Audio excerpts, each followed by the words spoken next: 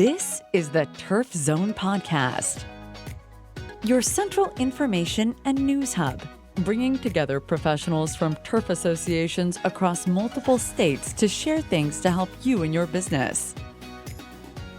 Brought to you in partnership with our friends at the New England Sports Turf Managers Association. Now, let's get in the zone. Welcome to the Turf Zone. In this episode, we feature an article titled Snow Removal of Natural and Synthetic Sports Fields, written by Steve LeGros.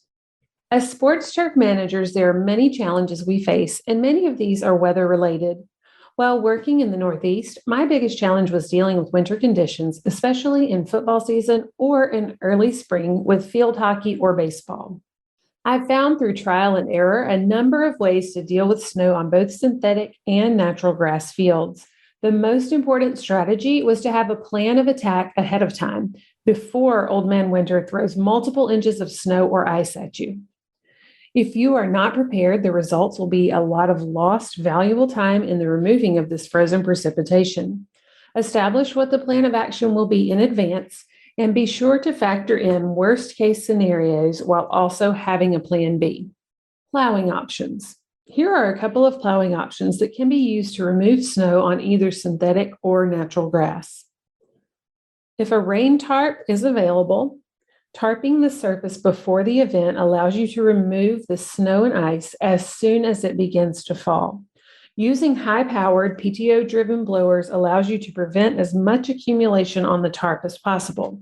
This requires being on site as soon as the snow or freezing rain begins to fall and proactively removing the precipitation by working from the center of the field and working your way out to the sidelines. The snow must be a dry snow for blowers to work. If it's a wet snow, you can remove the snow by using rubber-tipped snowplows or other snowplow options.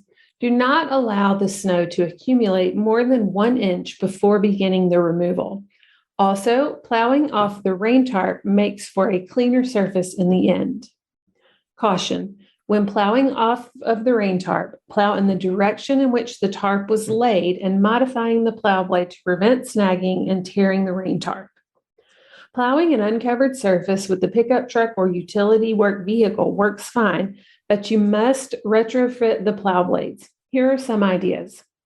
Use pressure-treated wood or recycled lumber. Hardware needed: long lag bolts, washers, and nuts, and one 2x4x8 inch or 4x6x8 inch piece of lumber.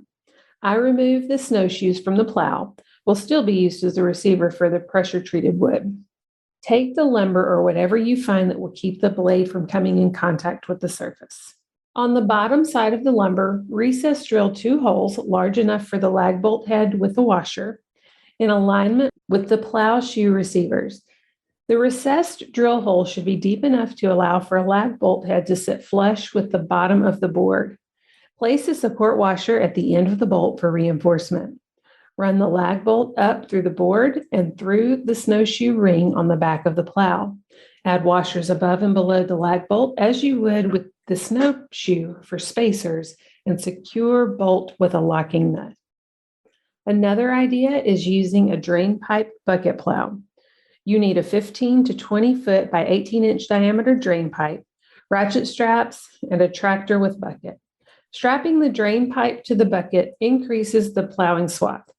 When you plow, have the lift bucket up, tilt the bucket forward, and lower to the turf and plow. Synthetic fields.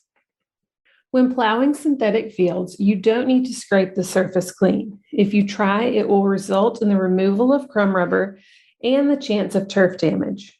Instead, drop the plow to the surface and then raise it slightly, 1/8 to 1/4 inch. Leaving the small amount of snow is what you want to achieve.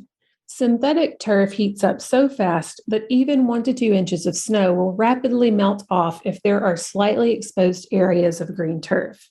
After the majority of snow has been removed, black crumb rubber for synthetic fields or black sand for natural grass can be spread over the field. Allow this to sit 20 to 30 minutes and then run a field groomer over this last bit of snow, and it will quickly dissolve. I have also seen green dye sprayed over the last 1 inch of snow that will absorb more sunlight and accelerate the melt. If only 1 to 2 inches of snow has fallen on synthetic turf, I have been able to drive a utility vehicle in a crisscross pattern across the field, like a mowing pattern, to achieve melting. By compressing this little bit of snow in the tire tracks, it accelerates the melting. Snow blowers also work well, but remember not to scrape it clean. Leave 1/4 inch of snow, followed by an application of crumb rubber or black sand. Don't be too concerned with plowing against the seams of the synthetic turf. As long as you're not scraping it clean and take your time, it will be fine. If you try to cowboy plow the removal of the snow and the plow begins to bounce, it could result in extreme turf damage. If a large amount of snow is called for, get after it as soon as there is an inch of accumulation and keep repeating the removal process throughout the storm. When the field is scheduled to be used in early spring, March or April, I recommend you remove the snow after each storm event throughout the winter. Removing all but 1 inch will prevent a lot of heartache come March. It's much easier to remove 1 inch of snow in the spring than to remove 3 feet of frozen, hard-packed snow. Steve LeGros has been in the turfgrass industry for more than 30 years as a turfgrass stadium operations manager and has been consulting with turfgrass management and facilities operations on all levels of athletic fields since 2007. This article originally appeared in Sports Turf magazine. NESMA members weigh in on snow removal. Earlier this year, NESMA polled members on their snow clearing practices. The majority indicated that they do clear snow off synthetic fields, and those that don't hold back due to warranty concerns. There was an equal split between those that contract the service out and those who perform snow clearing in-house. Clearing snow with a snow pusher box is the overwhelming choice for sports turf professionals. Tom Berry, CSFM, heads the NESMA Network Committee. When reviewing the results of this poll, he noted, "What was interesting to me was that most folks that clear fields do it on a storm-by-storm basis. At Greens Farm Academy in Westport, Connecticut, we wait until late February, primarily because we don't use the fields over the winter. This has burned us in the past, though, because when snow builds up and doesn't melt off, it can become frozen in layers and is much more difficult to push." Planning is key. Matt Clement, grounds manager at Roger Williams University in Providence, Rhode Island, shares his thoughts on snow removal. "We have seen an increasing number of synthetic turf fields being installed throughout New England. This has helped get athletes out on the fields earlier, but it has created another challenge: snow removal. Sports turf managers need to have a plan in place to remove snow from their synthetic turf fields and be prepared for what Mother Nature tosses their way. By being prepared and having a snow removal plan in place using in-house resources or contracting out snow removal, sports turf managers can provide their teams and coaches a safe, playable field throughout the winter and spring sports seasons. There are many resources available, including specialized plows and companies with expertise in snow removal on synthetic turf. Snow removal on natural grass athletic fields is probably the most challenging.